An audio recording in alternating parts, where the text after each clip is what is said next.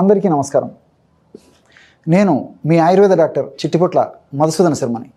మనం ఈ వీడియోలో పురుషుల్లో యవ్వన శక్తి సామర్థ్యాలను అద్వితీయంగా పెంచే, ఉరువు తొలగించే ఉత్తేజ్ లేహ్య తయారీ విధానం ఎలాగో తెలుసుకోబోతున్నాం. గత కొన్ని వీడియోల్లో కూడా పురుషులకు సంబంధించినటువంటి వివిధ రకాలైనటువంటి శృంగారపరమైనటువంటి అనుమానాలు, అపోహలు, నిజానిజాలు, వాస్తవాలు, వాటి గురించి కొన్ని వివరాలు తెలియజేయడం జరిగింది.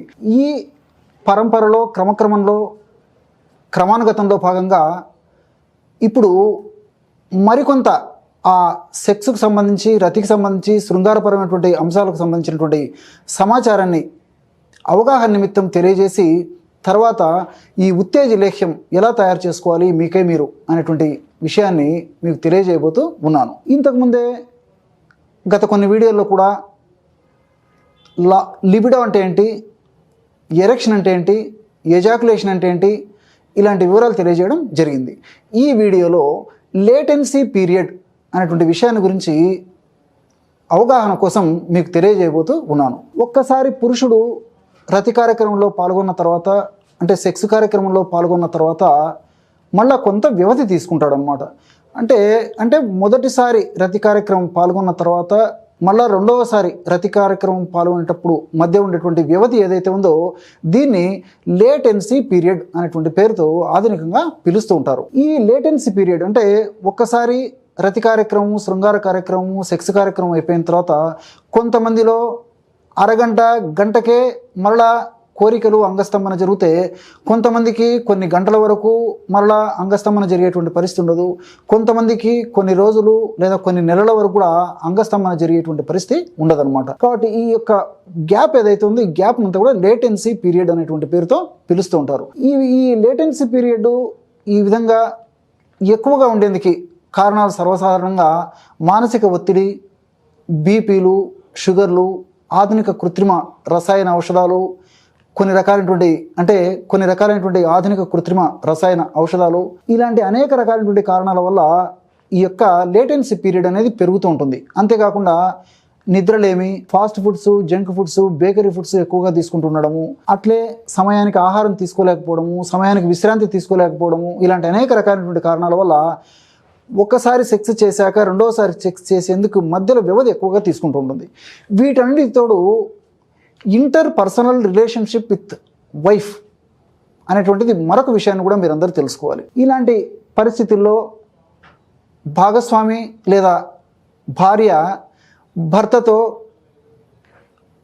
అసహజంగా చిన్నబుచ్చినట్లు, ఎందుకు ఇంతకుముందు బాగా ఉండగలుగుతున్నారు, ఈ మధ్య సరిగ్గా లేకపోతున్నారు, ఎందుకు ఇలా అయిపోతున్నారని చెప్పేసి అనడంతో ఒక్కొక్కసారి సైకలాజికల్గా భర్త లేదా భాగస్వామి మరింత డిస్టర్బ్ అయ్యి, మరింత కుంగిపోయి ఈ లేటెన్సీ పీరియడ్ మరింత పెరిగేందుకు కూడా దోహదపడేటువంటి పరిస్థితి ఏర్పడుతూ ఉంటుంది. కాబట్టి భాగస్వామి లేదా భార్య యొక్క ప్రోత్సాహము, సహకారము ఇలాంటి విషయాల్లో చాలా చాలా అవసరము పురుషునికి. సరే, ఏది ఏమైనప్పటికీ మరి పురుషుల్లో శృంగార సామర్థ్యాన్ని, యవ్వన సామర్థ్యాన్ని ఉరువు తొలగించేటువంటి ఈ యొక్క ఉత్తేజ లేహ్యాన్ని ఎలా తయారు చేసుకోవాలంటే దీనికి కావాల్సినటువంటి పదార్థాలన్నీ కూడా మీకు అందరికీ తెలిసినటువంటివే, ఈజీగా తయారు చేసుకోవచ్చు, అదేవిధంగా ఈజీగా వాడుకోవచ్చు, చాలా సులువుగా ఫలితాన్ని కూడా పొందవచ్చు. మరి ఆ యొక్క పదార్థాలు ఏంటంటే, మొట్టమొదట 100 గ్రాములు బాదం పప్పులను వేయించేసేసి చూర్ణం చేసి పెట్టుకోండి. మొట్టమొదట 100 గ్రాముల బాదం పప్పులను వేయించి చూర్ణం చేసి పెట్టుకోవాలి. అలాగే రెండవది ఎండు ఖర్జూరం పెచ్చులు. ఎండు ఖర్జూరం నలగొట్టేసేసి లోపల విత్తనాలు తీసేసి పై పెచ్చులని 1 లేదా 2 రోజులు నీడలో కానీ ఎండలో కానీ ఎండించేసేసి చూర్ణం చేసి పెట్టుకొని 100 గ్రాములు ఎండు ఖర్జూరం పెచ్చుల యొక్క చూర్ణం కూడా తీసుకోవాలన్నమాట. అలాగే మూడవ పదార్థంగా గసగసాలని కొద్దిగా వేయించేసేసి మిక్సీలో వేసేసి పొడిలాగా తయారు చేసుకుని అది ఒక 100 గ్రాములు తీసుకోండి. కాబట్టి బాదం పప్పు పొడి 100 గ్రాములు, ఎండు ఖర్జూరం పెచ్చుల యొక్క పొడి 100 గ్రాములు, గసగసాల యొక్క పొడి 100 గ్రాములు, అలాగే ఎలాచి, ఈ ఎలాచిని పైన ఉన్నటువంటి పొట్టును తీసేసి లోపల ఉన్నటువంటి విత్తనాలను మిక్సీలో వేసేసి చూర్ణం తయారు చేసుకొని ఎలాచి చూర్ణాన్ని ఒక 50 గ్రాములు తీసుకోండి. చూస్తున్నారా, ఈ 4 పదార్థాలు ఈ పద్ధతిలో తీసుకోవాలన్నమాట. అలాగే దీనికి కావాల్సినటువంటి ఇతర పదార్థాలు ఏంటంటే 100 నుంచి 150 మిల్లీలీటర్ల పాలు, 400 గ్రాములు పటిక బెల్లము, తెలుసు కదా, పటిక బెల్లాన్ని కలకండ, నవ్వుబోతు, చీనా కలకండ, రకరకాల పేర్లతో పిలుస్తుంటారు అనమాట. కండ శర్కర. ఈ పటిక బెల్లము ఒక 400 గ్రాములు తీసుకోవాలి. పాలు 100 నుంచి 150 గ్రాములు తీసుకోవాలి. అట్లే స్వచ్ఛమైనటువంటి నెయ్యి 100 గ్రాములు, స్వచ్ఛమైనటువంటి తేనె 100 గ్రాములు. అన్నీ మనకు తెలిసినటువంటివి. కొద్దిగా కష్టపడితే అద్భుతమైనటువంటి ఫలితాలు కలుగుతాయి. కష్టే ఫలి, మనసుంటే మార్గం ఉంది. కాబట్టి పట్టుదలగా సాధించాలనేటువంటి తపన, యజ్ఞంలాగా మీరు ఈ యొక్క ఔషధాన్ని తయారు చేసుకుని యజ్ఞంలాగా వాడుకున్నట్లయితే చాలా అద్భుతమైనటువంటి ఫలితాలు కలుగుతాయి అన్నమాట. మరి ఈ పదార్థాలని ఈ విధంగా సేకరించుకున్న తర్వాత ఔషధాన్ని ఎలా తయారు చేసుకోవాలంటే, మొట్టమొదట 100 నుంచి 150 మిల్లీలీటర్ల పాలని ఒక పాత్రలో తీసుకొని అందులో 400 గ్రాములు పటిక బెల్లం పొడి వేసేసి పొయ్యి మీద పెట్టేసేసి అదంతా కరిగిపోయేసేసి వేడి చేసేటప్పుడు ఏమవుతుందంటే అదంతా కరిగిపోయి లేహ్య పాకంలాగా అయిపోతుంది అనమాట. అంటే ఇలాగంటే తీగ పాకంలాగా వచ్చేటువంటి పరిస్థితి ఏర్పడుతుంది.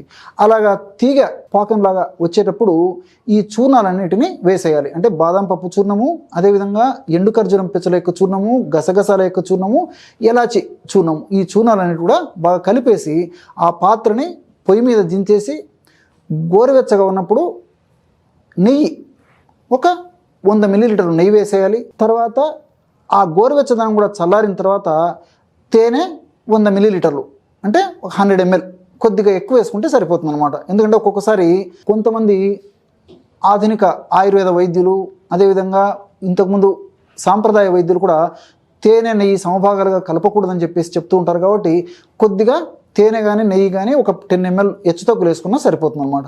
ఈ విధంగా వేయడం వల్ల చల్లారేసరికి బ్రహ్మాండమైనటువంటి ఉత్తేజ లేహ్యం తయారవుతుంది. చూడండి, బ్రహ్మాండమైనటువంటి ఉత్తేజ లేహ్యం యవ్వన సామర్థ్యాన్ని ద్విగుణీకృతం చేసి చాలా అద్భుతంగా శక్తి సామర్థ్యాన్ని పెంపొందింపజేసేటువంటి, యవ్వన శక్తిని తొలగించేటువంటి బ్రహ్మాండమైనటువంటి లేహ్యం తయారైపోయింది. చూశారు కదా.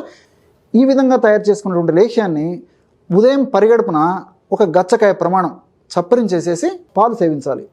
ఒక కప్పు పాలు, గోరువెచ్చని పాలు.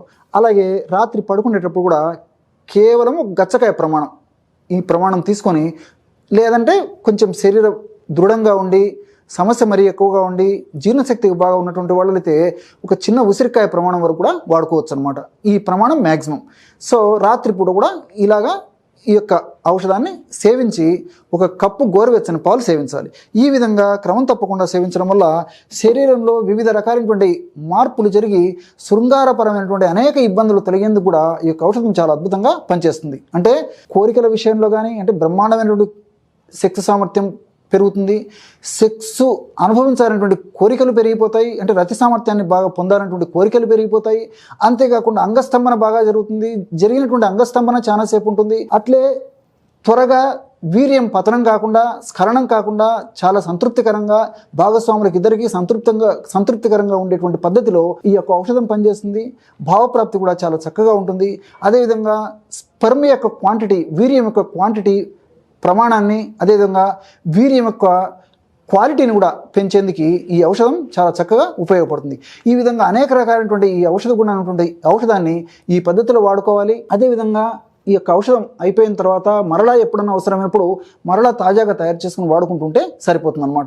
మరి ఈ యొక్క ఔషధాన్ని మాత్రము అధికంగా బరువు ఉన్నటువంటి వాళ్ళు, అదేవిధంగా కొలెస్ట్రాల్ సమస్య ఉన్నటువంటి వాళ్ళు, షుగర్ వ్యాధిగ్రస్తులు, ఇలాంటి వాళ్ళు మాత్రం ఈ యొక్క ఔషధాన్ని వాడుకోకుండా, నేను గత కొన్ని వీడియోల్లో కూడా అందరూ వాడుకోదగ్గ అనేక రకాలైనటువంటి మీకై మీరు చేసుకోదగ్గ సులువైనటువంటి అద్భుతమైనటువంటి ఫలితాలు పొందదగినటువంటి అనేక రకాలైనటువంటి ఔషధాలు చెప్పడం కూడా జరిగింది. కాబట్టి ఆ యొక్క ఔషధాలు వాడుకుంటే సరిపోతుంది అనమాట. ఈ యొక్క ఔషధము మల్టిపుల్ బెనిఫిట్స్, అంటే దీంట్లో అనేక రకాలైనటువంటి పోషకాంశాలు ఉన్నాయి. నేను చెప్పినటువంటి ఈ యొక్క ఆహార ద్రవ్యాల్లో అన్నింటిలో కూడా వివిధ రకాలైనటువంటి రసాయన పదార్థాలు, రసాయన అంశాలు, రసాయన తత్వాలన్నీ కూడా ప్రత్యుత్పత్తి వ్యవస్థ మీద చాలా అద్భుతంగా పనిచేసి శక్తి సామర్థ్యాన్ని వృద్ధి చేసేందుకు చాలా అద్భుతంగా ఉపయోగపడతాయి. చూశారు కదా, ఇటువంటి అద్భుతమైనటువంటి ఈ యొక్క ఉత్తేజ లేఖ్య తయారీని ఈ యొక్క వీడియోలో మీరు తెలుసుకున్నారో. మరొక వీడియోలో మరొక అంశంతో మళ్ళీ కలుద్దాం.